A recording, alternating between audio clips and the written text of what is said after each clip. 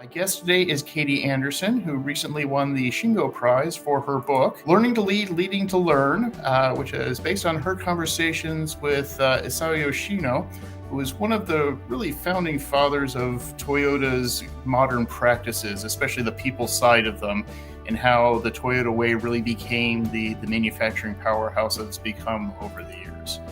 When I first started spending time with Mr. Isao Yoshino, the subject of my book, Learning to Lead, Leading to Learn, when I was living in Japan in 2015 and 16, I was really curious about how to understand the secret to Toyota's success. It is one of the world's most successful automobile manufacturers, and its culture of Kaizen and continuous improvement is one that companies globally have tried to emulate. And he kept saying to me, there's no secret to Toyota. And one day he said, you know, the only secret to Toyota is its attitude towards learning. Learning to Lead, Leading to Learn, Lessons from Toyota Leader Isao Yoshino on a Lifetime of Continuous Learning is a leadership book that I knew needed to come into the world.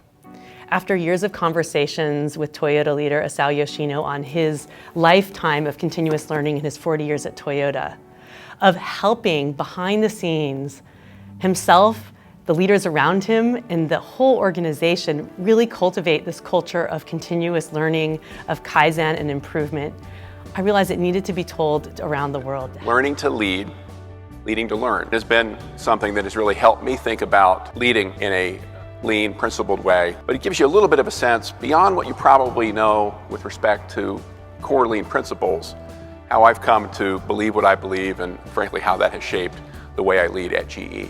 And I was so honored to hear that you read my book and loved it, and I'd love to hear more of what was the key takeaway for you from this? We're still, I think, getting more people to understand it's not just about manufacturing. Yes, that's where it starts. Yes, that's the best place to learn because you can touch it, you can feel it, you can hear it, you can smell it. But it is applicable everywhere.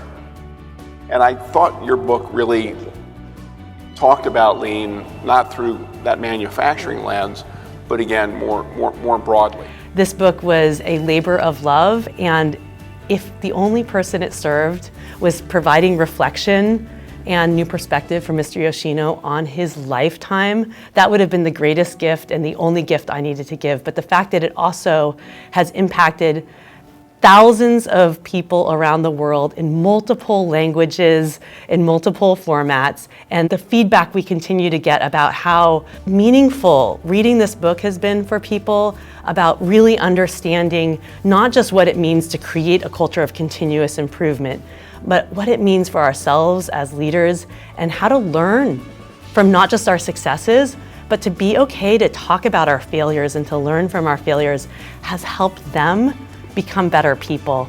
This all comes back to a focus on people and an attitude towards learning.